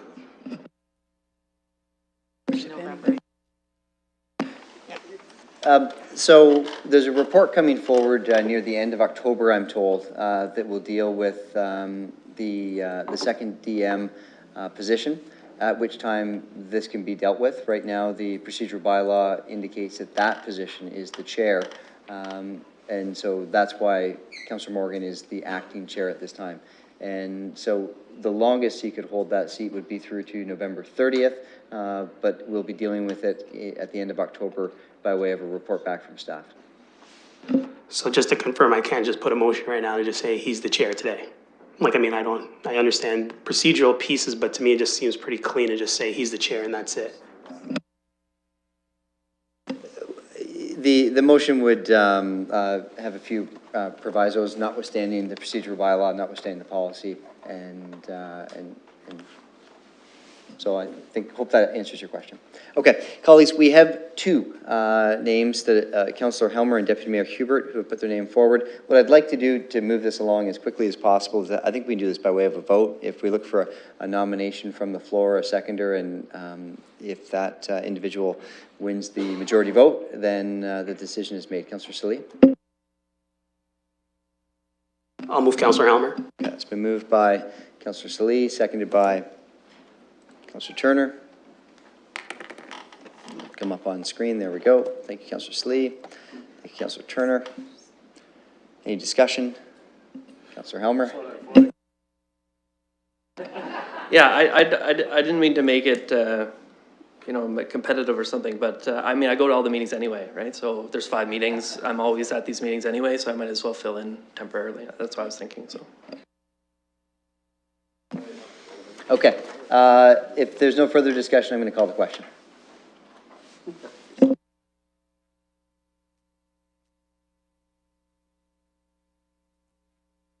Closing the vote, the motion carries 13-0. Okay, colleagues, let's take a look here. We're going to go in camera now. I understand there's an added, and I've got a couple of questions. So, Councillor Turner? Thank you, Mr. Chair. I was wondering if I might be able to add another reason for going in camera, and I seek guidance from the clerk and the best way to do so.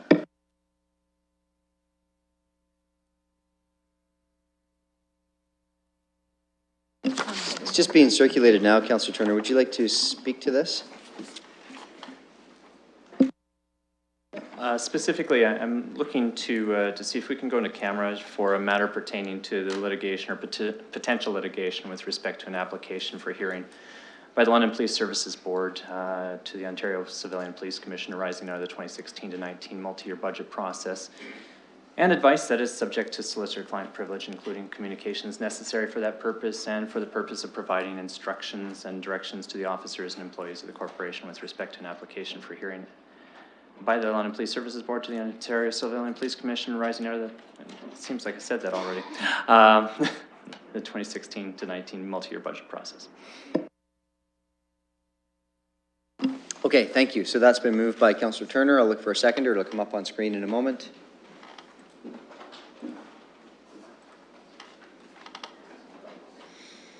If you could move that on screen, Councillor Turner. Seconded by Councillor Helmer. Any discussion? Let's call the question.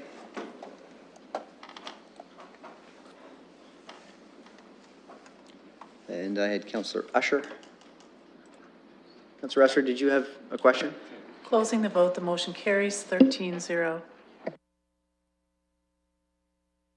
I wanted to make a comment with respect to the two items that we just passed for.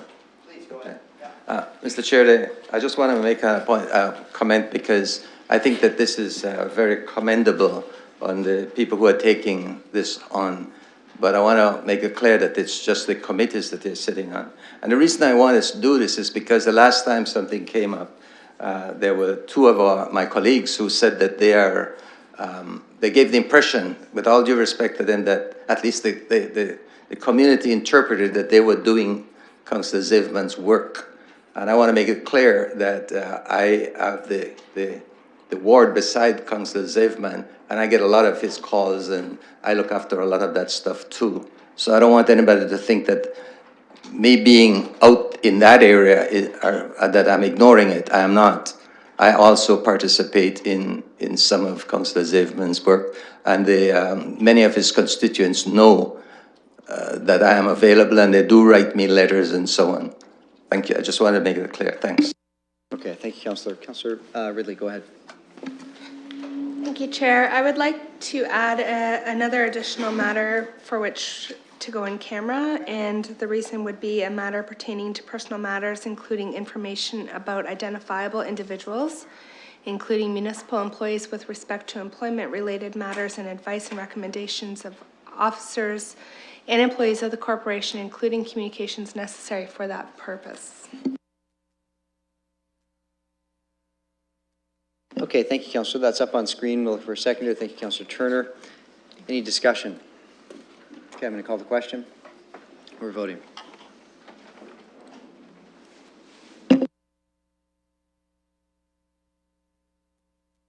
Closing the vote, the motion carries 13-0. Okay, colleagues, we'll then do a main motion to cover off all the reasons for going in camera, and it is 5:40. We'll head into, I believe, committee room 3.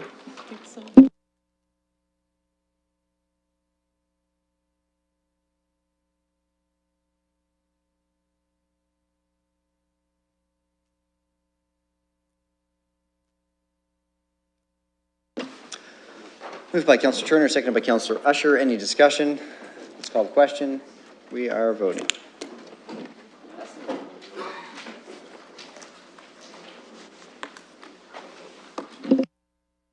The motion carries 13-0.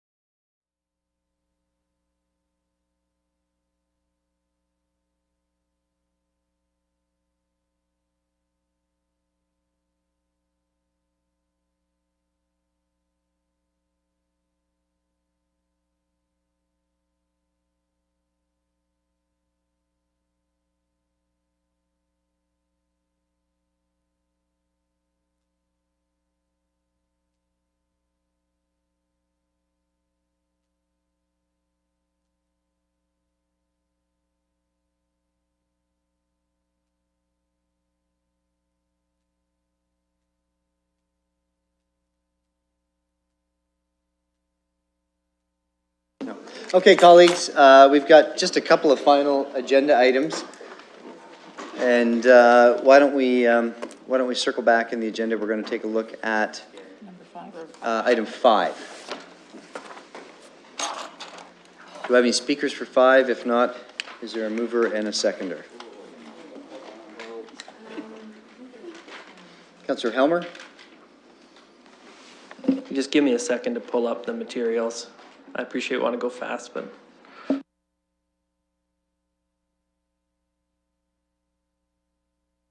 What I wanted to say was, could you give me a second so I can pull up the materials? That's all. I just didn't want people to move in second and start voting and things. Councillor Squire. My concern, through you, Mr. Chair, somebody has asked that we approve up to $200,000 to do the salvage work, including storage and construction. I just would like to know from someone how we came up with that amount of money. Sure. Where did it come from? Before I could approve that, I need to have a breakdown on it.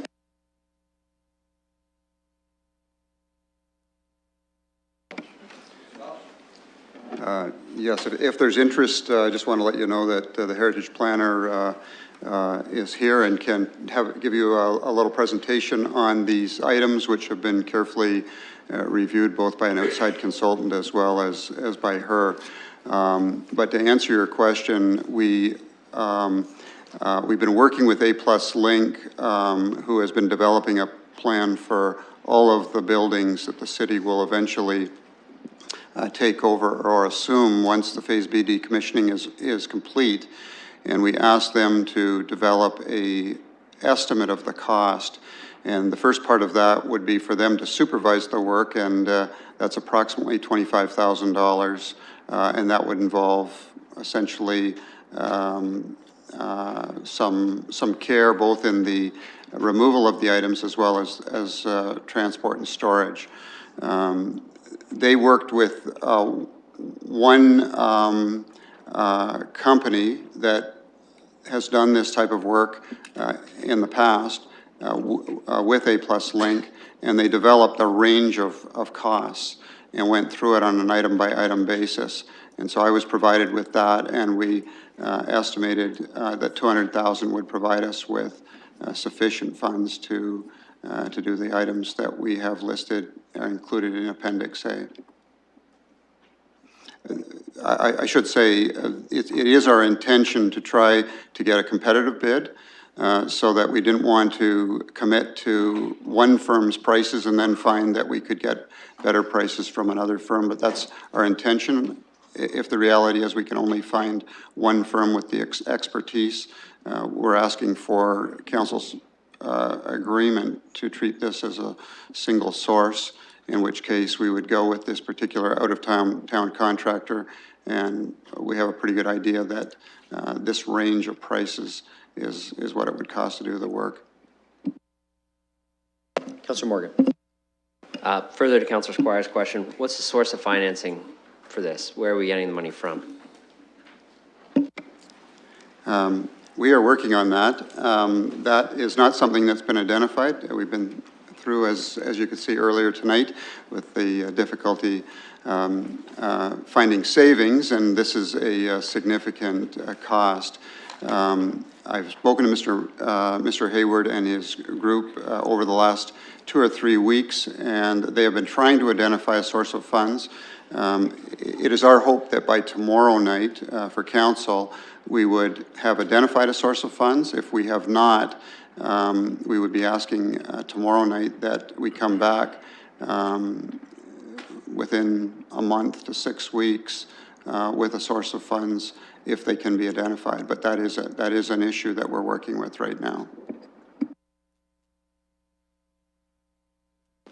So I'll just be clear, I'm not going to support this without a source of financing. Seems like some great things to save. I don't know what actions the rest of council wants to take, whether we wait for a source of financing and kick it to tomorrow and see if it comes up. But I just want to be clear with my vote that I'm not going to approve authorizing this sort of money without knowing, if we have it or where we're going to get it from. I don't want that to be misinterpreted as me not seeing value in saving some of these things. Councillor Hopkins.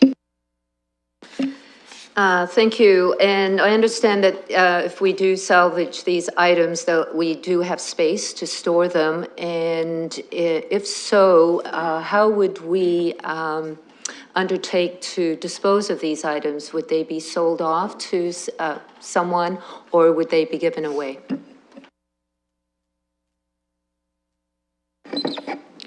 Yes, we have a place, we've identified a place to store them at the A.J. Tyler Operations Center. In terms of future use of these items, we're looking to use them in the commemorative Heritage Square that is being developed as part of the site.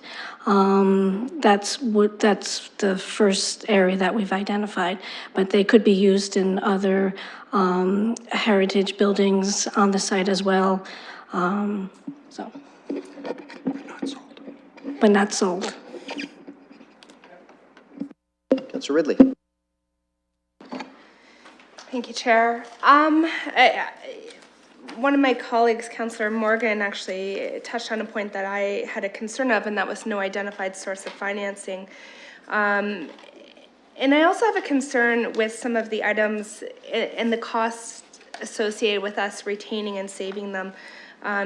For example, the foyer light fixtures, I don't know how many that implies. I assume it's more than one, and I wonder at what point in what commemorative display we may want more than one foyer light fixture. And I was referencing the one on page 45. I think some of the historical pieces have significance and they have value and they should be retained and they should be kept. My fear is that we're going to put 20 light fixtures, period light fixtures on page 46 at A.J. Tyler for 20 years until someone says, what do we have these for? Oh, we never use them. And I have concerns about that. So I think I would like to see it pared down. The other one was the decorative glass block. Is that significantly different than glass block that I can purchase today in a store? And those are questions I have, and questions about, is it worth us retaining that? Is it worth us storing that? And especially when there's not a source of financing, especially when it's not budgeted for. So I think, the linoleum tiles, for example, are a very significant and a very unique piece. But I have trouble believing that 4-inch glass blocks are of similar caliber and worth retaining. So this is not something that I will be supporting at this point in time. I will be interested to hear the source of financing, but at this point, I don't have support for the majority of these items.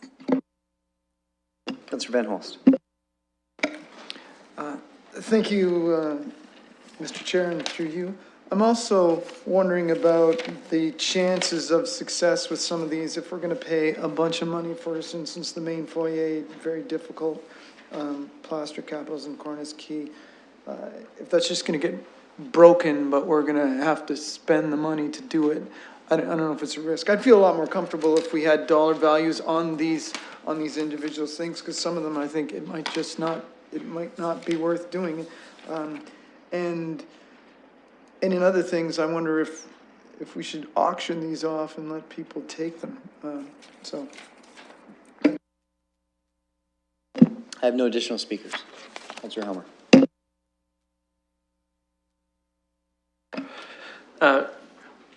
Thank you. So my colleagues have spoken to a couple of areas where I think I share some of those concerns. I know that we want to salvage as much as we can from these buildings that we decided to demolish. And certainly salvaging some things from there is a lot cheaper than keeping them around, which we decided not to do. My concern is really around the procurement process. And certainly we've had, in many cases, where we come back for a single source. We have a very specific contractor. It's clear that they have the special skills. That's why we need to single source it. This one is sort of like approving in advance the idea that we may single source it, but then also saying we're going to try and do a competitive process. We have until the end of December, so we're working on a pretty short timeline. This is now the end of September. I'm not sure that we can really turn around a competitive process to get people to respond and then select contractors. And so my question through the chair to our staff is, how realistic is that you know, I see that you're coming in advance to get this approval to sole source it, so I don't want to pretend that we're going to do the search if we're not actually going to do it, or we don't think there's reasonable chances of success for that. And my preferred approach would be to wait until we actually have one respondent and they do have special skills, and then approve it as a single source rather than a sort of in advance approval. So through the chair to our staff, if they could respond to that concern. Sure, through the chair. Although we didn't want to identify the out-of-town contractor that has worked with A+ Link on other projects, they were provided with information. They haven't actually visited the site to evaluate whether there would be special problems, but it's our belief that they gave a reasonable range. So the situation is that we have identified one source. I did ask A+ Link to come up with another name, and they said they don't have anybody that they have experience working with. But I think, you know, the report was written that there would be a good faith effort to try and identify at least one other, ideally two contractors to provide competitive quotes. But that if we get stuck because of the timeline that we're working with, that staff would have the authority to sole source it or single source it if we can't identify somebody else. At least one of my colleagues expressed some concern about the issue of the source of financing. Will we have something identified by council? In which case I might refer this to council so we can debate it there rather than continue talking about it here. Through the chair, we're working on it. We're going to try and have something there for council. Okay, so I think, Councillor, if your motion indicates a referral to council with the expectation that there be a source of financing identified, that's provided staff with direction. So, okay, so moved by Councillor Helmer, seconded by Councillor Cassidy. Any discussion on the referral, moving this to tomorrow evening so we have a bit more information before we make a decision? Okay, I'm going to call the question once it comes up on screen.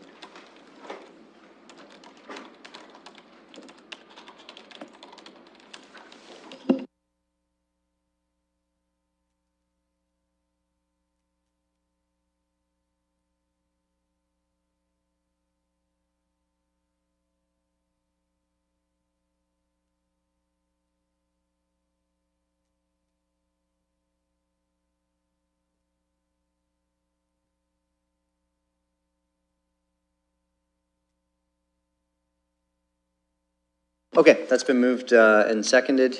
Any discussion on the referral? I'll call the question. We're voting.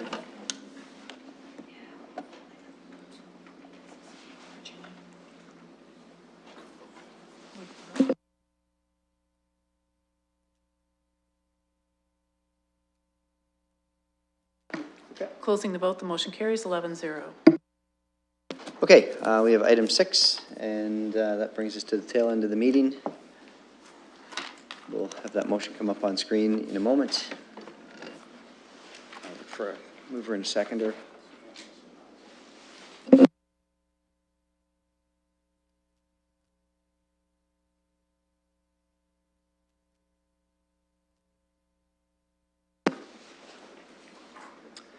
Okay, I moved by Councillor Helmer, seconded by Councillor Hopkins. Any discussion on 6? Let's call the question. We're voting.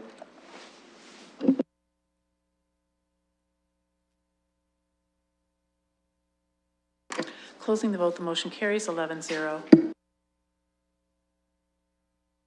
Okay, colleagues, there are no deferred matters or additional business, so I'll look for a motion to adjourn. Councillor Van Holst, seconded by Councillor Helmer. All those in favor? Thanks, everybody. We'll see you tomorrow night. Thanks for a great meeting.